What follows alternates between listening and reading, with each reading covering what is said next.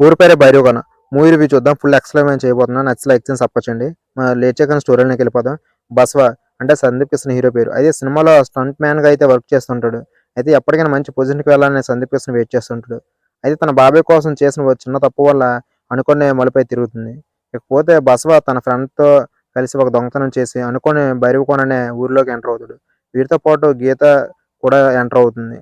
ఇక అక్కడ నుండి వీరు ముగ్గురు విచిత్రమైన పరిస్థితులు ఎదుర్కొంటారు. ముఖ్యంగా భైరవకోనలో అన్ని సంఘటనలు భయానకంగా జరుగుతాయి. ఈ సమయంలోనే బసవ దొంగిలించిన బంగారాన్ని రాజప్ప దక్కించుకుంటాడు. అయితే అవి తిరిగి దక్కించుకోవాలని చూస్తుంటాడు మన హీరో. అయితే కుదరదు. అసలు ఆ భైరవకోనానికి మిగతా ఊర్లకి ఉండే తేడా ఏంటి? అయితే గరుడ పురాణాలు మిస్ అయిన 4 పేజీలు ఏంటి? ఇకపోతే తాను ప్రేమించిన భూమి కోసం బసవ ఎందుకు దొంగతనంగా మారాడు? అసలు అతనికి భైరవకోనలో ఎదురైన కొన్ని ట్విస్టులు ఏంటి? ఇలా కొన్ని ప్రశ్నలు అయితే మిస్టరీగా ఉంటాయి. ఇకపోతే దీనికి పార్ట్ 2 కూడా కంటిన్యూగా పెట్టారు. ఇకపోతే దీంట్లో యాక్టర్ విషయానికి వస్తే చాలా వరకు అయితే యాక్టర్లే చాలా బాగా నటించారు. ఇకపోతే భైరవకోన మూవీ స్టోరీ లైన్ కూడా ఫస్ట్ హాఫ్ డైరెక్ట్‌గా ఆడియన్స్‌లోకి తీసుకెళ్ళిపోయాడు మన డైరెక్టర్. అయితే తన కథని డైరెక్ట్‌గా ఆడియన్స్ ముందు తీసుకెళ్ళడంతో అయితే కొంచెం సక్సెస్ అయ్యాడని చెప్పాలి. ల్యాగ్ సీన్స్ లేకుండా డైరెక్ట్‌గా ఆడియన్స్ ముందుకు తీసుకెళ్ళిపోయాడు. ఇకపోతే సినిమాలో చాలా వరకు అయితే ఫస్ట్ హాఫ్ చాలా వరకు కొంచెం బాగుంది.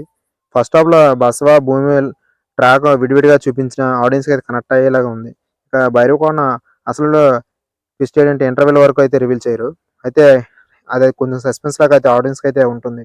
ఇక మంచి ఫ్యాన్సీ అడ్వెంచర్ మూవీకి వచ్చి ఆడియన్స్‌ని అయితే ఆకట్టుకుందనే చెప్పాలి. ఇక వీటికి తోడైన వైవా, హర్ష అలాగే వెన్నెల కిషోర్ కామెడీ అయితే చాలా వరకు అయితే వర్కౌట్ అయింది ఈ మూవీలో. అయితే ఎప్పుడైతే ఇంటర్వెల్ అయితే ట్విస్ట్ రివీల్ అవుతుందో అక్కడి నుంచి అయితే భైరవకోన కథ కొంచెం ఆడియన్స్‌కి అయితే కొంచెం గజిబిజిగా ఉంటుంది. అంటే లాజిక్ లేని సీన్స్ అయితే సెకండ్ హాఫ్‌లో పెట్టారని చెప్పాలి. ఇక శేఖర్ చంద్ర మ్యూజిక్ చాలా వరకు బాగుంది. అయితే కొన్ని సాంగ్స్ అయితే ఆడియన్స్‌కి అయితే ఇదివరకే బాగా నచ్చాయి. ఇక సినిమాలో చూస్తే ఆడియన్స్ అయితే ఇంక ఫిదా అయిపోవాలని చెప్పాలి. ఇక ఎడిటింగ్ వర్క్ చాలా వరకు బాగుందని చెప్పాలి. ఇక దీంట్లో వచ్చే బీజీఎం అయితే ఆడియన్స్ అయితే బాగా ఆకట్టుకునేలాగా ఉన్నాయి. ఇకపోతే దీంట్లో సినిమాటోగ్రఫీ అలాగే సందీప్ కిషన్ యాక్టింగ్ చాలా ప్లస్ అయింది మూవీకి. ఇక మూవీ అయితే ఆడియన్స్‌కి అయితే అన్ని వర్గాలకైతే కనెక్ట్ అయ్యేలాగా తీశారు మన డైరెక్టర్. ఇక 'విరూపాక్ష' లాంటి సినిమా ఇష్టపడే వారికైతే తప్పకుండా అయితే నచ్చుతుందనేది నేను అనుకుంటున్నా.